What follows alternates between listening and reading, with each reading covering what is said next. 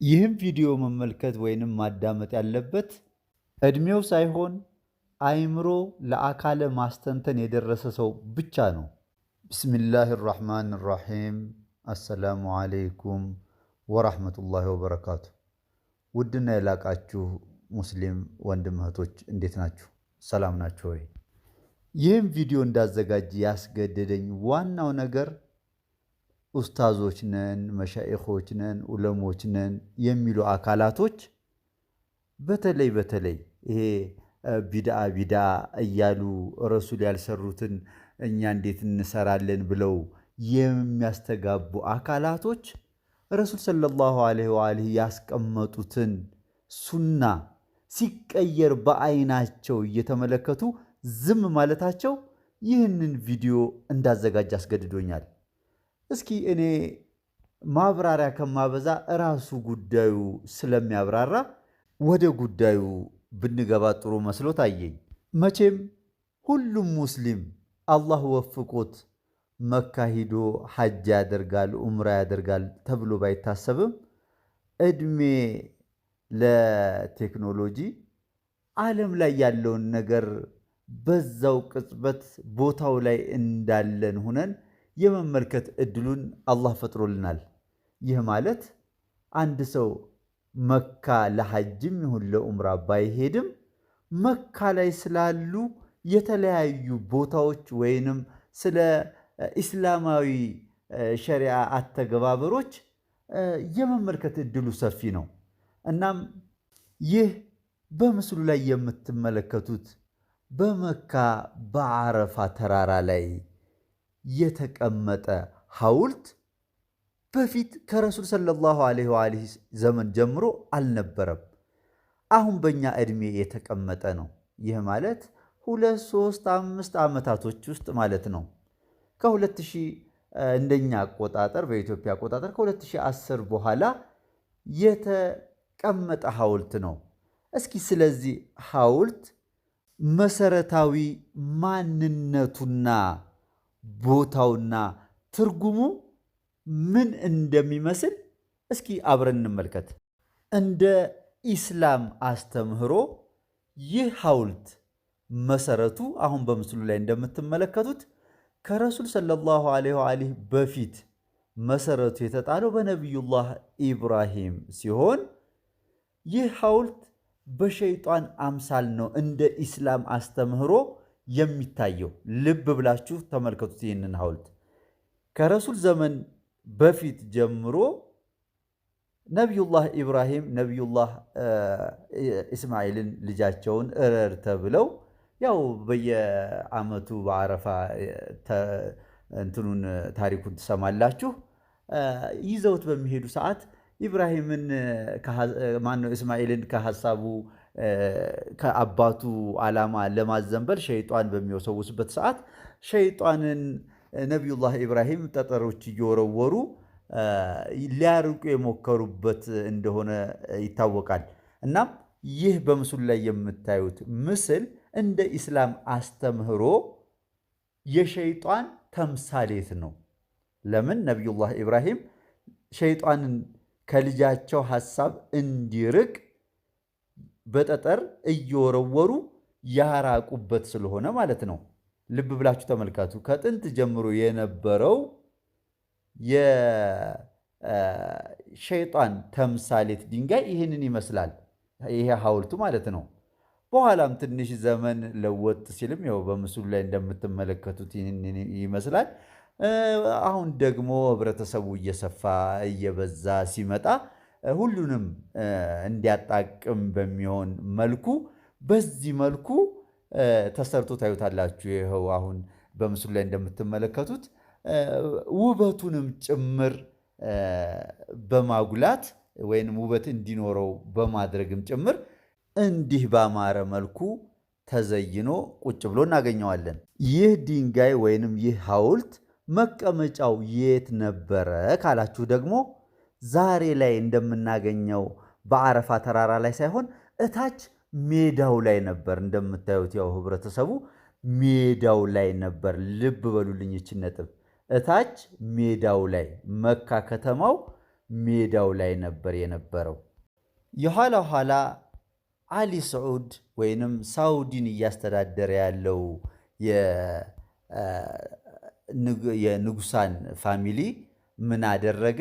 ህብረተሰቡ በጣም ስለበዛ እቺ ያለችው ቦታ ይሄንን ቢያንስ ኢን ሚሊየን የሆነ ህብረተሰብ ስለሆነ ከዓለም ዙሪያ የሚመጣው ሊበቃው አይችልም በሚል አዲስ ዲዛይን ከረሱል ሰለላሁ ዐለይሂ ዘመን በፊት ጀምሮ የነበረውን ሱና በመቀየር አዲስ ዲዛይን ሰርተው ይኸው በምስሉ ላይ እንደምትመለከቱት እንደዚህ ዘርጠጥ ያለ ዲዛይን ግራውንድ ፕላስ ዋን አድርገው ማለት ነው። ያው በምስሉ ላይ እንደምትመለከቱት ግራውንድ ፕላስ ዋን አድርገው እንደዚህ ሰፋ አድርገው ሰሩት።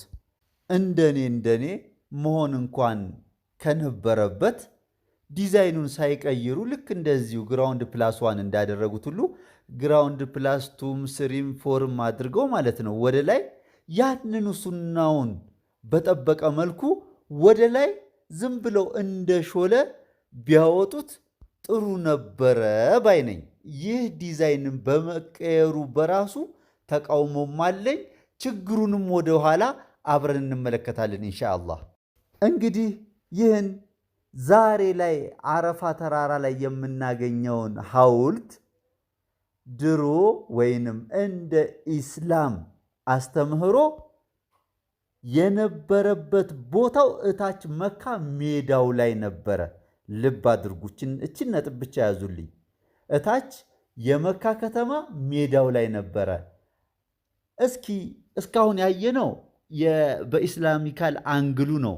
እስኪ አሁን ደግሞ ይሄው ራሱ ሐውልት በኩፋሮች ምን አይነት ትርጉም እንዳለው አብረን እንመልከት። ይህ በአረፋ ተራራ ላይ የተቀመጠው ሐውልት እንደ ኢስላም ያለውን አንግል አይተናል። እንደ ኩፋሮች ደግሞ ያለውን አንግል ስናየው ይህ 3 ማዕዘን ቅርጽ ይዞ ከላዩም ሾጠጥ ብሎ ይህንን አይነት ዲዛይን የያዘው ቅርጽ ከጥንት ከነቢዩላህ ሙሳ በፊት ጀምሮ በአላህ ላይ ጠላት የሆኑ አካላቶች እንደ መለያ የሚኮሩበት መለያ ነው። ምሳሌ የተለያዩ ታላላቅ ቦታዎች ላይ የሚያስቀምጡት ታላላቅ ታሪካዊ ሁነቶችን እዛ ላይ በማድረግ እንደ መገለጫ የሚቆጥሩት ነው። የተለያዩ ስሞች አሉት። ይሄ የኩፋሮች ወይንም በአላህ ላይ ጠላት የሆኑ ድርጅቶች 666 በሉት ፍሪሜሰን በሉት በየዘመኑ ጊዜ ስሙን እየቀያየረ በዓለም ላይ የሚንቀሳቀስ እስከ ዛሬዋ ቀን ድረስ የቀጠለ ድርጅት ነው። የሚገርማችሁ ለረጅም ለ2000 እና ከዛ በላይ ዓመታትን የያዘ ድርጅት ነው። ከዘር እየተቀባበሉ የሚያስቀጥሉት የኩፋሮች በአላህ ላይ ጠላት የሆኑ አካላቶች መገለጫ መኩሪያቸው ነው። ምሳሌ እነዚህ አሁን በቀኝ ግዛት ሲይዙ የነበሩ አገራቶችን ካያችኋቸው እስኪ አሁን በምስሉ ላይ አሳያችኋለሁ ኢንሻአላህ። ዋና ልክ አሁን በኢትዮጵያ ደረጃ ፒያሳ እንደምንለው ቦታ ላይ ዋና ቤተ መንግስታቸው ፊት ለፊት ላይ የሚያቆሙት መለያቸው ነው። እስኪ አሁን ይህንን በምስል በተደገፈ መልኩ የት ሀገር ላይ ይህ ምስል እንደቆመ አብረን እንመልከት። እንግዲህ በምስሉ ላይ እንደምትመለከቱት ለመጀመሪያ ጊዜ ይህ ምስል የቆመው ግብፅ በፈርዖኖቹ ዘመን ነው። እንግዲህ ለዚህ ለሰይጣናዊው ድርጅት የሚገዙ ሀገራቶች ወይንም አባል የሚሆኑ ሀገራቶች ይህንን ምስል በሀገራቸው ላይ ወይንም ይህንን ሐውልት በሀገራቸው ላይ የመትከል ግዴታ አለባቸው። በጣም ከሚገርማችሁ ነገር ይህንን ሰይጣናዊ ድርጅት ከተቀላቀሉት አገራቶች መካከል ዋናዋ እማማ ኢትዮጵያ ሀገራችን ናት። አሁን ይህንን ምስል እንደምታዩት የካቲት 12 እኛ የሰማዕታት ሐውልት ብለን ነው የምናስበው። ግን እዩት፣ ኃይለሥላሴ የዛ ድርጅት የሰይጣናዊ ድርጅት አባል ስለነበሩ ይህንን ምስል አምጥተው እዚህ እንዲተክሉ ተገደዋል፣ አድርገውታልም። ሌላው ደግሞ በአሜሪካን ዋሽንግተን ዋይት ሃውስ ፊት ለፊት ላይ ይመስለኛል ይኸው እንደምታዩት ቁሞ ታዩታላችሁ። በቫቲካን ይኸው በምስሉ ላይ እንደምትመለከቱት፣ እንዲሁም ደግሞ በፈረንሳይ ፓሪስ ላይ ይኸው በምስሉ እንደምትመለከቱት፣ በአየርላንድ ሮም በጣሊያን ማለት ነው፣ ሆላንድ እንደውም ረስቼው ነው እንጂ በኢትዮጵያ በሁለተኛ ደረጃ የተገነባው ጋዜቦ አደባባይ ላይ ከደንበል ወደ ውስጥ ገባ ብላችሁ ያለችው የመጀመሪያው አደባባይ ላይ ጋዜቦ አደባባይ ላይም ተተክላለች። እቺ ደግሞ የተተከለችው መቼ ነው? በመለስ ዘመን ነው። እንግዲህ ይህንን ሐውልት የሚተክሉ ለዛ ለሰይጣናዊው ድርጅት አባል መሆናቸውን ማረጋገጫ ናት እቺ ሐውልት። ልብ አድርጉ። ይኸው በምስሉ ጃካርታም ላይ አለ፣ ቱርክ ኢስታንቡልም ላይ አለ፣ በአርጀንቲና ቦነስ አይረስ ከተማም ላይ አለ፣ ጣሊያን ሮም ላይ፣ ብራዚል በተለያዩ ሀገራቶች ላይ በሉብናንም አለ። እንደዚሁ የተለያዩ ሀገራቶች ላይ ለጊዜው ፎቶውን ማግኘት አልቻልኩም። ይህንን ምስል ያስቀመጡ ሀገራቶች ናቸው። በነገራችን ላይ መንግስታቶቹ ናቸው አባል የሚሆኑት የነዚህ የሰይጣናዊ ድርጅት ላይ። ልብ አድርጉ። ህዝቡ አይደለም። ህዝቡ ምንም ያውቀው ነገር የለም። ህዝቡ በመንግስቱ ጀርባ ላይ ሆኖ የሚመጣለትን ወይንም የሚመጣበትን ነገር የመቀበል ግዴታዎች ያስተናግዳል ማለት ነው። እና አሁን ይህ በመካ አረፋ ተራራ ላይ የተቀመጠው ድንጋይ ወይንም ሐውልት እንደ ኢስላም አስተምህሮ የሰይጣን መገለጫ ሲሆን እንደነዛኞቹ ሰይጣናዊ ድርጅት ደግሞ አስተምህሮና መገለጫነቱ ደግሞ መኩሪያቸው ነው። ታዲያ አሊ ሰዑዶች ረሱል ሰለላሁ ዐለይሂ ወአሊህ እስከ ዛሬዋ ቀንም ድረስ ቀጥሎ ጢጠር ስንወረውርበት ስንመታው የነበረው የኢብራሂም የሰይጣን ተምሳሌት ያደረጉት ድንጋይ እንዴት ከታች ከሜዳው ላይ ከመካ ከተማ አንስተው በድንጋይ ከመወገር ይልቅ ይህ ሙስሊም ህብረተሰብ በምስሉ ላይ እንደምትመለከቱት ይሄው ትላንትና በጢጠርና በድንጋይ ሲወገር የነበረን የሰይጣን ተምሳሌት ሐውልት ይሄው እንዲሳም እንዲተሻሹት በረካ እናገኛለን በሚል ይሄው የሚያደርጉትን ነገር ተመልከቱ። በጣም በጣም የሚያናድደኝ ነገር ግን ዑለማዎች፣ ኡስታዞች፣ ቢዳ እንትን የሚሉ አካላቶች እንዲህ የረሱል ዲን በግልጽ ሲገለበጥ እንኳን አይተው ይህ ነገር እረ መጥፎ ነው ብለው ሲናገሩ አትሰሟቸውም። ምን ይሁን ምክንያቱ? እስኪ ተመልከቱት። እስኪ ይኸው ከነጭነት ወደ ጥቁርነት እንዴት እንደሄደ ሰው እየተሻሸው እየሳመው ማለት ነው። ያው እንግዲህ በጣም እየጠቆረ ሲያስቸግራቸው አሊ ሰዑዶች ያው ጥቁር ቀለም ቀቡት ከጊዜ በኋላ ማለት ነው። እንግዲህ ምን ትላላችሁ ሙስሊሙ ህብረተሰብ ዑለማዎቹ ለማለት ፈልጌ ነው። ይህንን ነገር እያዩ ዝም ማለት እንዴት አስቻላቸው? ኢና ሊላሂ ወኢና ኢለይሂ ራጂዑን። ትላንት ከነቢዩላህ ኢብራሂም ጀምሮ በሰይጣን አምሳል ሲደበደብ የነበረውን ሐውልትና ከጎኑ ደግሞ ተመልከቱት። ይህንን ምስል በግብፅ ይሄ ሰይጣናዊው ድርጅት 666 በሉት ፍሪሜሰን በሉት ምን በሉት ስሙን በየጊዜው ይቀያየራል ራሱን ለመደበቅ።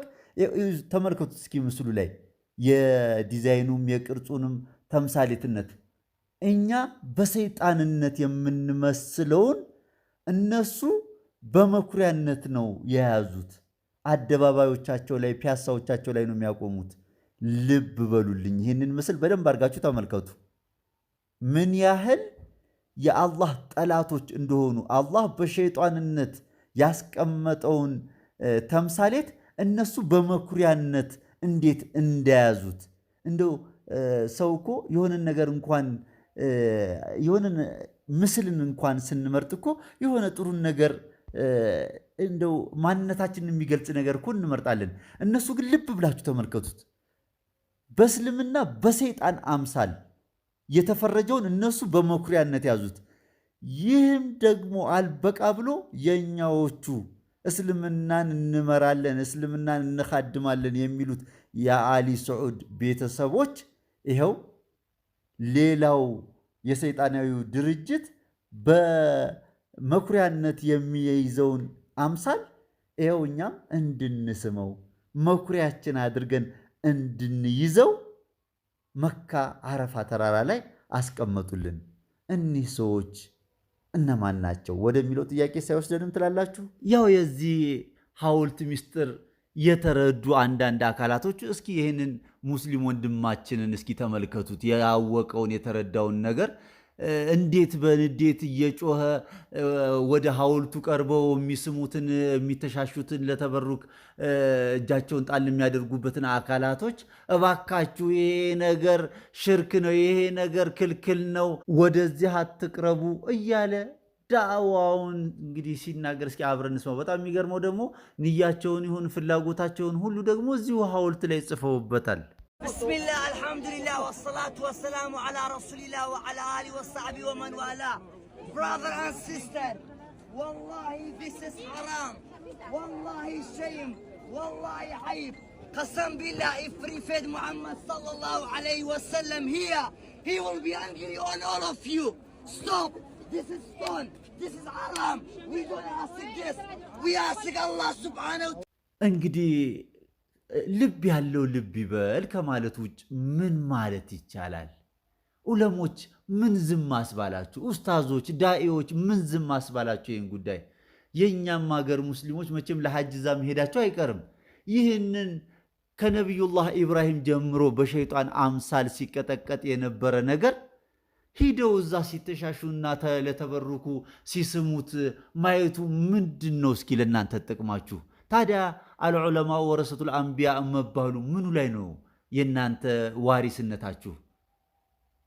ኧረ እንደው አላህን እንፍራ፣ አላህን እንፍራ። እንደው መውሊዱ ላይ ምኑ ላይ ቢድዓ ከምንል ይልቅ እንደዚህ በግልጽ የረሱል ሸሪዓ ሲጣስ እስኪ አለን እንበል። እኔ በበኩሌ በቂ ነው ባልልም የተቻለኝን ለማቅረብ ሞክር ያለሁኝ። ልብ ያለው ልብ ይበላለሁ። ሁሉም ሙስሊም ህብረተሰብ ደግሞ በተቻለው መጠን ይህንን ቪዲዮ ሼር በማድረግ ሙስሊም ወንድም እህቶቻችን ከእንዲህ አይነት መሳሳት እንዲታቀቡ፣ ራሳቸውን እንዲሰበስቡ፣ ለሌሎቹም ዳዕዋ እንዲያደርጉ ከዚህ ከሸይጣን ተምሳሌት ከሆነው ሐውልት እዛም ቢሄዱ ለሐጅ ራሳቸውን እንዲያርቁ መካ አረፋ ተራራ ላይ ወጥተው ራሱ በቃ ተራራው ላይ ነው ኢባዳ የሚደረገው። ተራራው ላይ ወጥተው ዱዓቸውን አድርገው እንዲመለሱ እንድናደርግላለሁኝ። እኔም በተናገርኩት እናንተም በሰማችሁት የምንጠቀም አላህ ያድርገን እላለሁ። በሌላና መሰል ፕሮግራም እስከምንገናኝ በዱዓ እንረሳሳ ይላል ወንድማችሁ። አሰላሙ አለይኩም ወራህመቱላሂ ወበረካቱ። اللهم صل على محمد وعلى آل محمد.